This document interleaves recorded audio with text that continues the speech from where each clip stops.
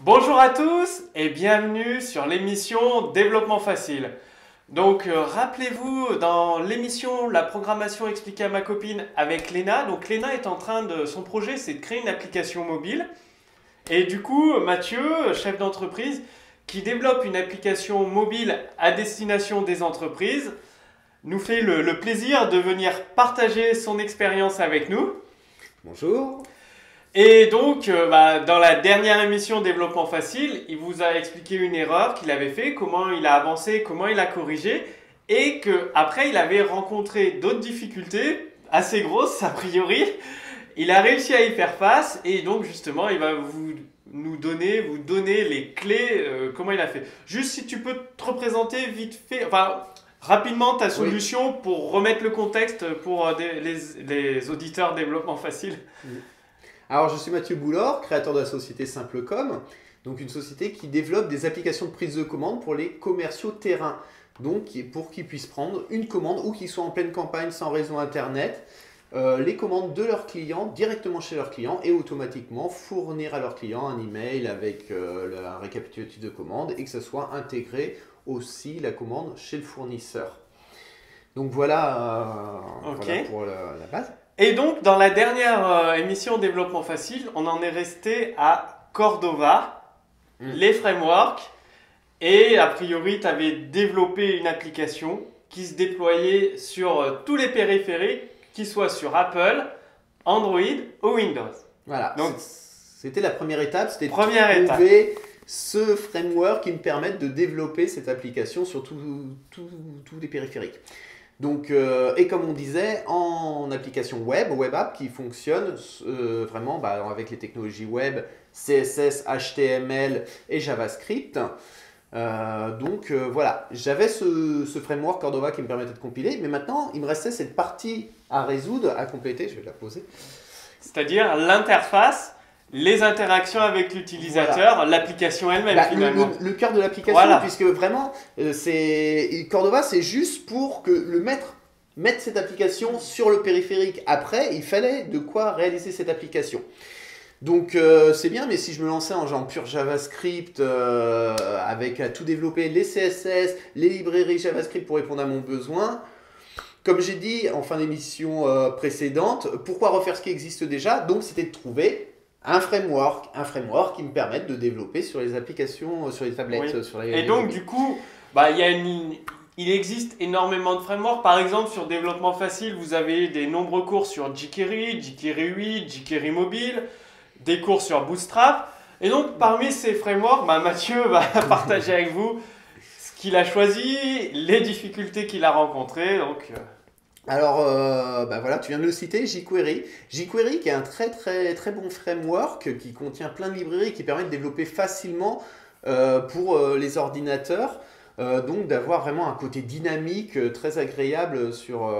Ah bah oui, jQuery pour le web, il n'y a rien de mieux. jQuery 8, ça vous permet de développer des interfaces utilisateurs très rapidement, de faire de l'Ajax. Donc sur Développement Facile, il y a énormément de vidéos, une bonne trentaine gratuites, donc vous pourrez les consulter. Après, Mathieu va vous partager ce qu'il en pense sur mobile. Hein. On est sur mobile. Hein. Donc ils font même la librairie jQuery mobile, c'est ça qui est intéressant. Exactement, oui. Donc quand on ouvre le site internet à partir de notre tablette, c'est nickel, ça fonctionne bien. Mais le jour où on l'embarque sur la tablette, voilà, c'est ma seconde erreur.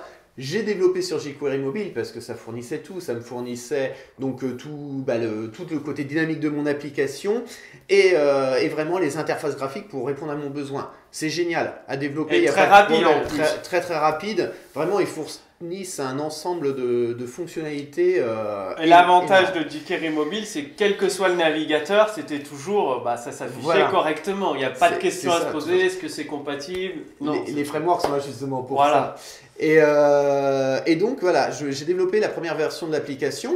Donc c'est bien quand on a des tablettes iPad, ça fonctionne très bien, mais il fallait que ça fonctionne sur Android comme je vous l'ai dit, sur toutes les plateformes. Et Windows. Donc j'avais une tablette Galaxy Tab, je sais plus quoi, une tablette 10 pouces Samsung. Et si c'est la table 2, justement, on fera une parenthèse après sur le matériel, puisqu'il y a aussi le matériel qui compte. Et donc je compile mon application avec Cordova, jQuery, j'ai fait ma première version, et la recette finale, bah, c'était horrible, je clique, j'attends une seconde, la page s'affiche. Donc imaginez, là c'était en mode de développement, imaginez le commercial sur le terrain avec un client qui veut montrer le catalogue, il doit attendre une seconde. S'il y a un souci. Une seconde, c'est rien en tant que tel, que quand on se dit une seconde, bah voilà. Mais quand on appuie sur une touche et qu'on doit attendre une seconde à chaque fois, voilà. L'application n'était pas vendable en l'état, je ne l'ai même pas proposée sous cette forme.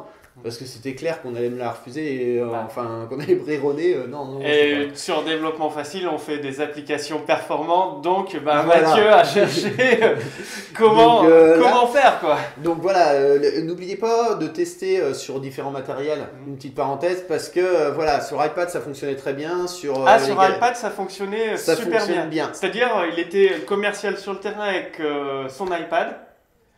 Avec jQuery. Voilà, donc par exemple, il y avait là, je sais pas si on peut voir le. C'est en iPad, sur un iPad 2. Voilà, donc il y avait l'application, c'est Open Order. Voilà, Open Order. Sur le terrain, avec jQuery mobile et Cordova, et ça fonctionnait nickel. Voilà. Par contre, avec un autre matériel. C'était vachement plus lent.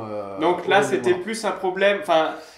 D'exécution. Voilà. Il y a plein de choses qui rentrent parce que les technologies ça évolue en permanence. Sur les tablettes Android, il y a deux navigateurs en fait. Il y a le navigateur de Google, le Chrome, et comme c'est une web app, c'est exécuté. En fait, il faut savoir par derrière par le navigateur de l'appareil, et il y a le navigateur par défaut Android qui n'est pas optimisé, à savoir. Et donc à cette époque, on ne pouvait pas encore intégrer le Chrome directement dans l'application. Aujourd'hui, on verra plus tard, il y a des moyens d'intégrer. Donc voilà, les temps de réponse étaient horribles, et donc je pouvais pas me permettre de fonctionner comme ça.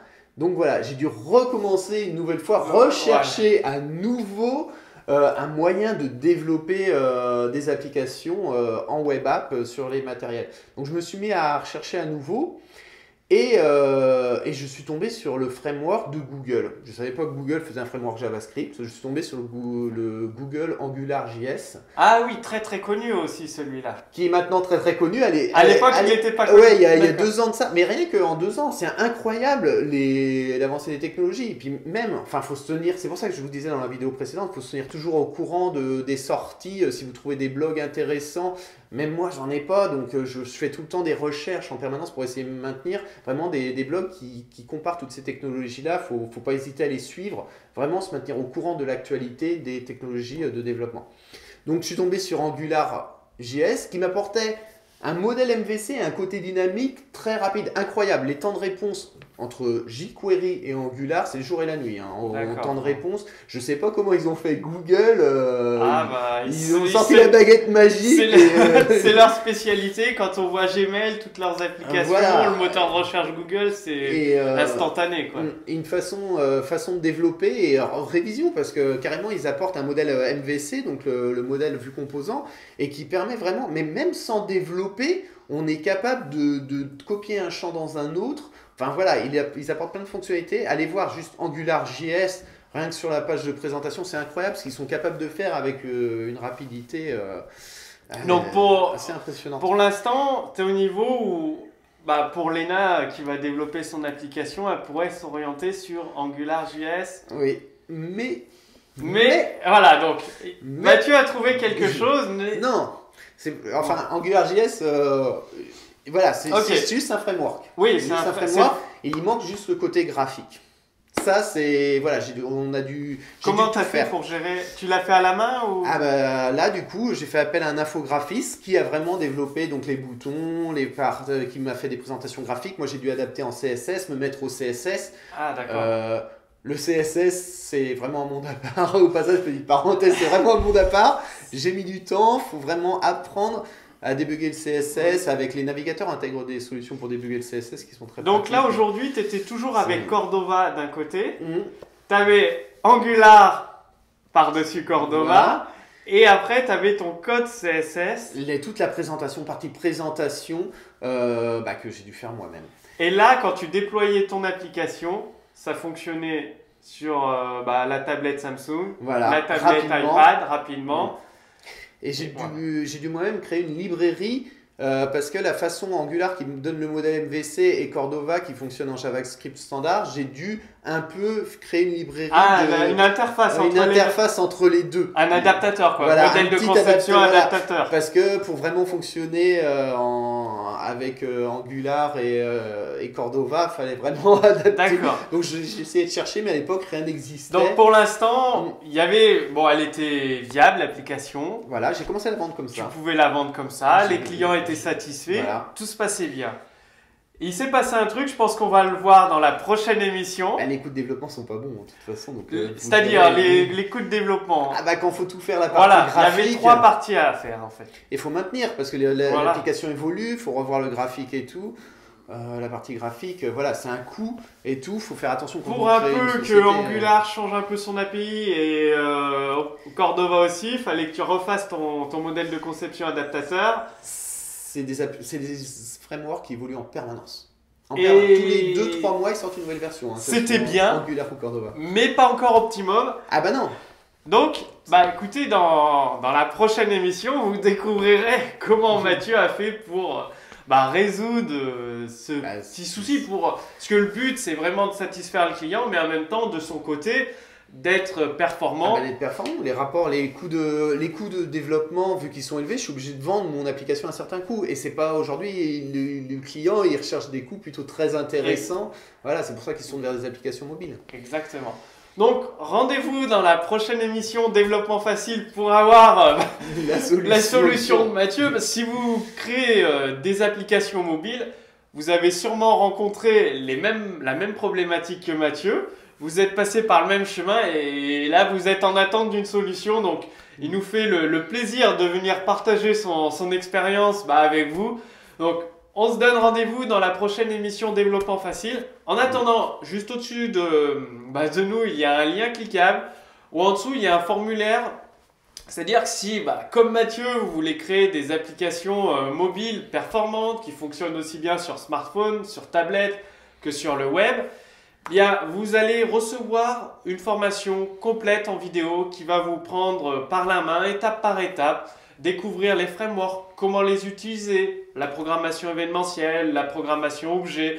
Donc tout ça, cliquez simplement sur le lien au-dessus de moi, renseignez en dessous de cette vidéo votre nom, prénom, adresse email. Vous recevrez directement, c'est instantané, dans votre boîte mail, les vidéos de formation, les codes sources d'exemple. L'équipe Développement Facile est à votre disposition pour répondre à toutes vos questions techniques.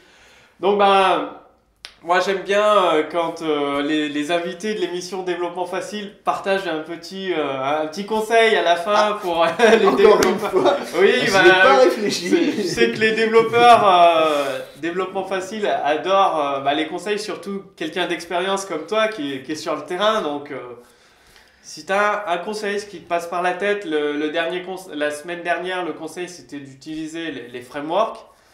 Là, je sais pas, peut-être de toujours être à l'affût des nouveautés. Oui, je l'ai dit aussi la semaine dernière. Ouais. Oui, c'est vraiment suivre les technologies qui sortent, puisque vous verrez dans la prochaine vidéo. C'est un monde qui évolue en permanence. Et vous aurez la solution dans la prochaine vidéo. Le conseil de Mathieu, c'est de vraiment suivre les évolutions technologiques. Sur Développement Facile, en fait, ce que vous apprenez, c'est à vous adapter. C'est-à-dire, vous avez des bases de programmation.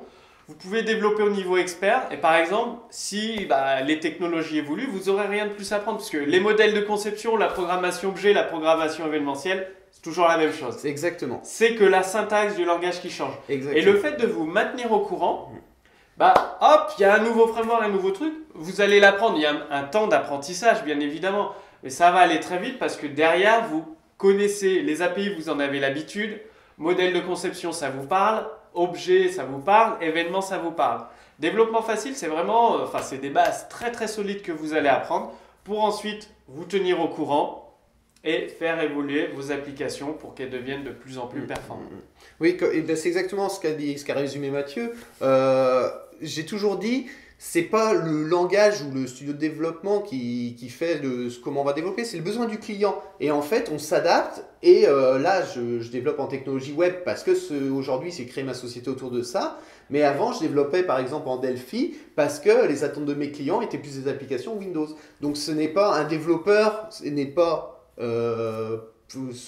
scotcher un langage, je ne trouve pas le terme, mais voilà, il doit savoir s'adapter et c'est les modèles de conception et c'est ça, c'est les bases qu'il faut surtout bien apprendre.